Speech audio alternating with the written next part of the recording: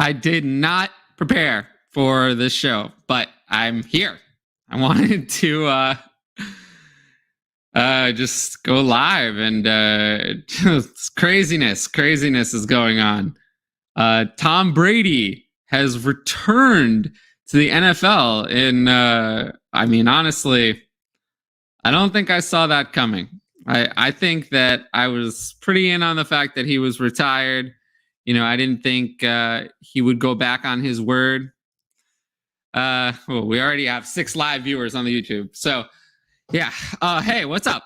Yeah, so I do not have anything. Yes, this is crazy. 100%. This is crazy.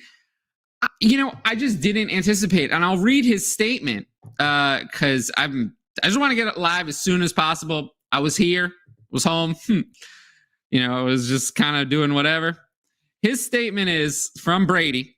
These past 2 months, I've realized my place is still on the field and not in the stands. That time will come, but it's not now. I love my teammates and I love my supportive family. They make it all possible. I'm coming back for my 23rd season in Tampa. Unfinished business. LFG, let's fucking go. Well, here we are. So, he's back. PJ asked, does Godwin say or do they go Robinson? They tagged Godwin. So, they tagged Godwin. I don't have any other crazy news yet, but they tagged Godwin. They have Evans under contract. I would assume that with Brady coming back, they'll re-sign Gronk at the very least. OJ Howard will walk. And I would think at this point with Brady back that they're going to re-sign Leonard Fournette.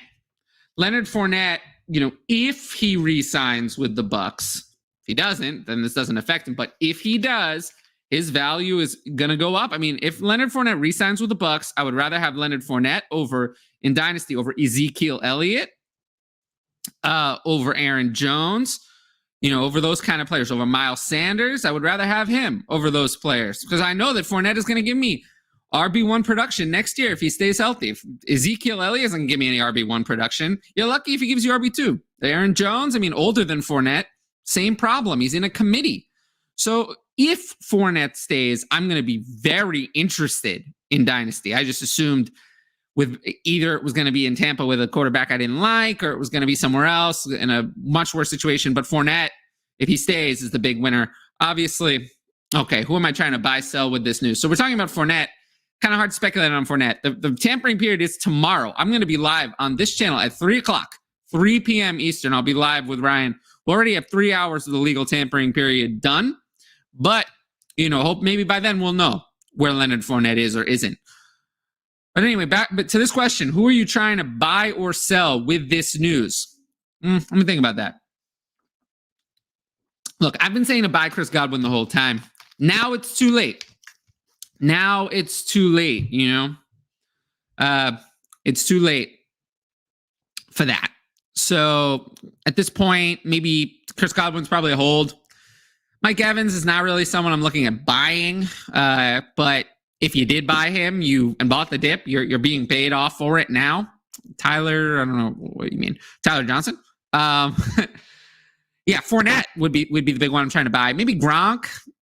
If he's still on waivers, Gronk could be on waivers in some leagues. Sell.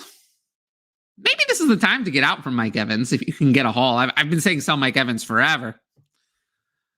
I love raw reaction, Tyler. Hey, this is not that raw. I mean, I had 5 minutes to prepare for it. Raw reaction, Tyler, is when the Calvin Ridley news dropped in the middle of the show. That's very different.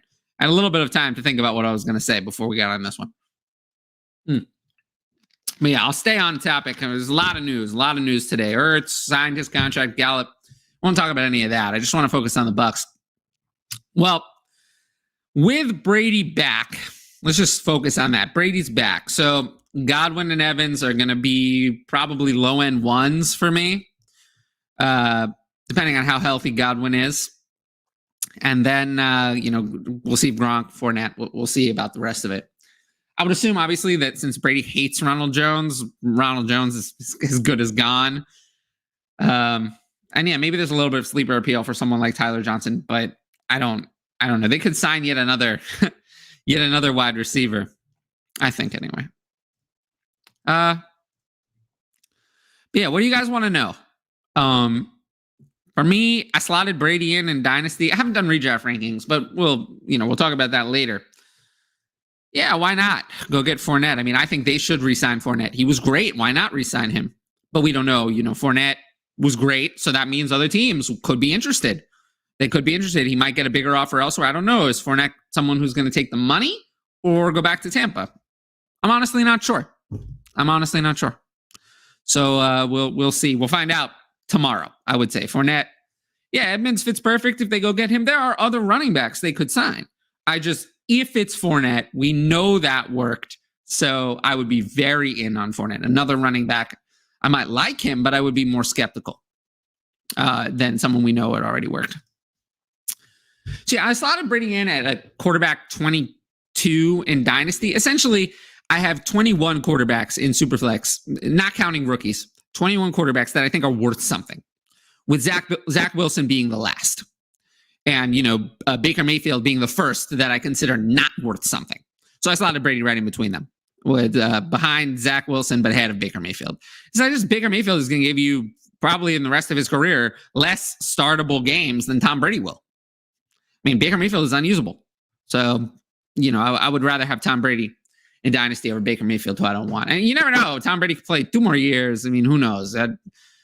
It could be, I bet it's 1 more, but it could be 2 more. So I have Brady at quarterback 22.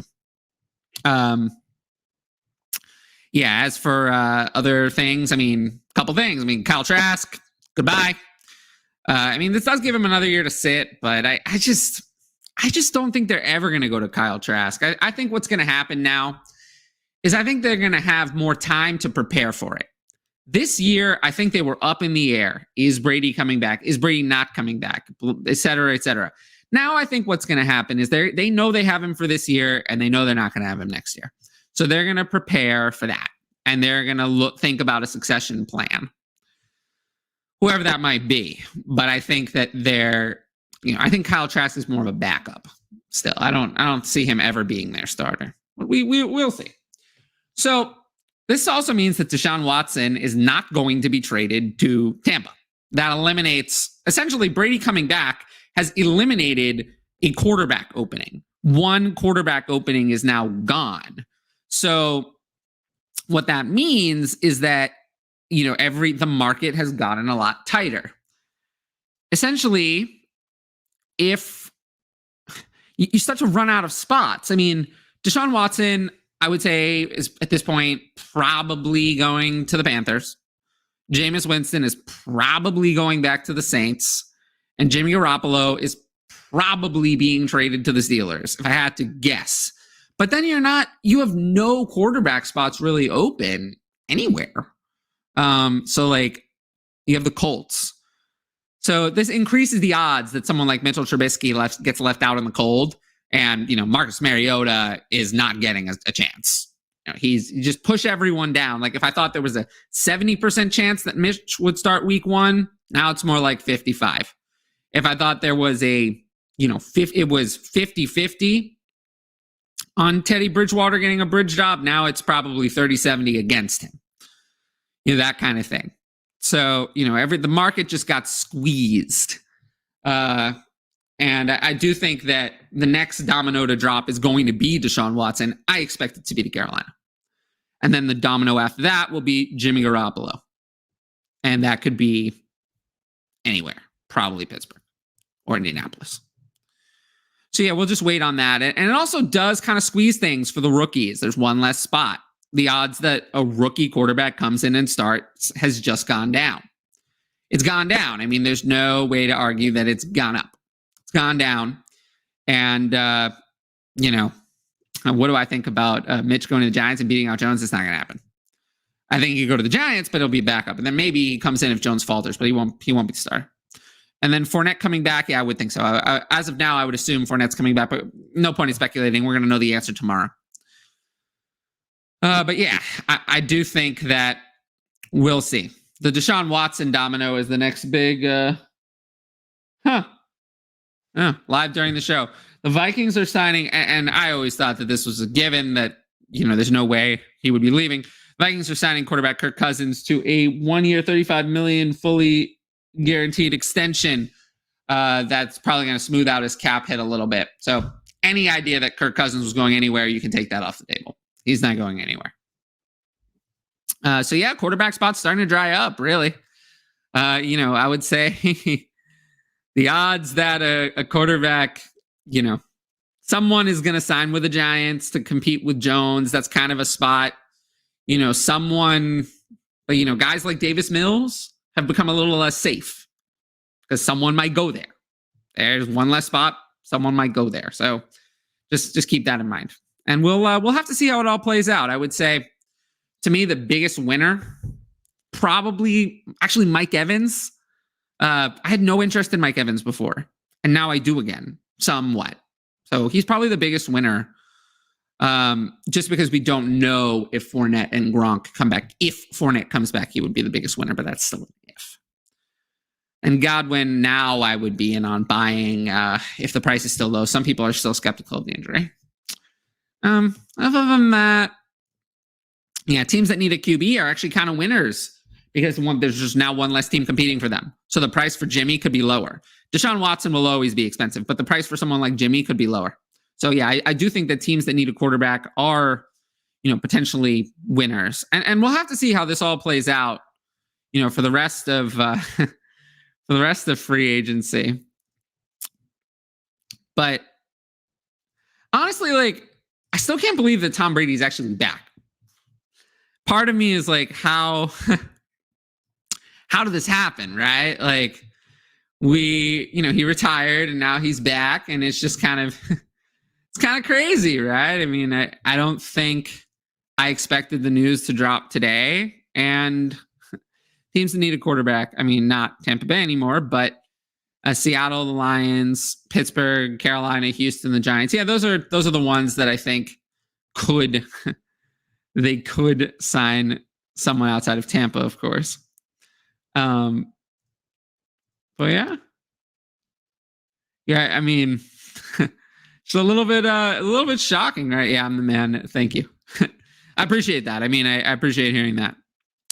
And I will continue to do these kind of live reactions during free agency. I probably, I'm going to do a live reaction for every video. I mean, today I'm not going to do 5 videos a day.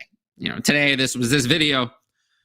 PJ says Godwin might not be ready by the start of the season. I think he'll be ready soon after the start of the season. But if there's the buying window on that, take it. With that being said, I'm probably not going to do a separate video for the Cousins extension, for the Ertz contract, for the Gallup, thing, because I have 2 shows. I have, if in case anyone doesn't know, I have this channel. I have my show. We usually record Monday at 3 Eastern. On here, I have that show. And then on Ask DLF, I have that show as well every Tuesday at 9 p.m. Eastern. So I have 2 shows to kind of talk about all this stuff. So, only in between there if it's something really big that I don't feel like can wait. And this is one of the biggest news items. So, but I'll always take live questions. If you bring them in the chat, a live question, I'll take it. So from Jay, what's Locke's value in a 16-team Superflex trying to offload while he's got a glimmer of value? Any second is good. I mean, Locke is worthless. He sucks. He's failure, big failure. You want failure on your team? Remember what I say. Yeah, so Locke up in Taco Tuesday's nickname for DLF show. Remember what I say about failure. If you accept failure into your life, it starts to kind of infect everything else, and then you get used to accepting failure. And we don't want failure. We want success on our Dynasty team. Just like you would want success in your life and whatever. You want to build a team around success. So we don't want to accept failure. So we don't want luck.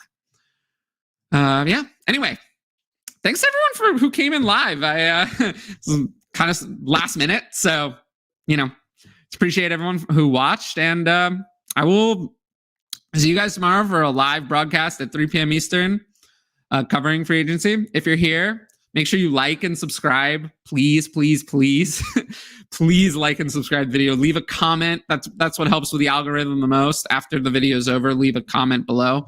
That'll help us get seen by more people. And yeah, I will see you all tomorrow. Thanks for watching.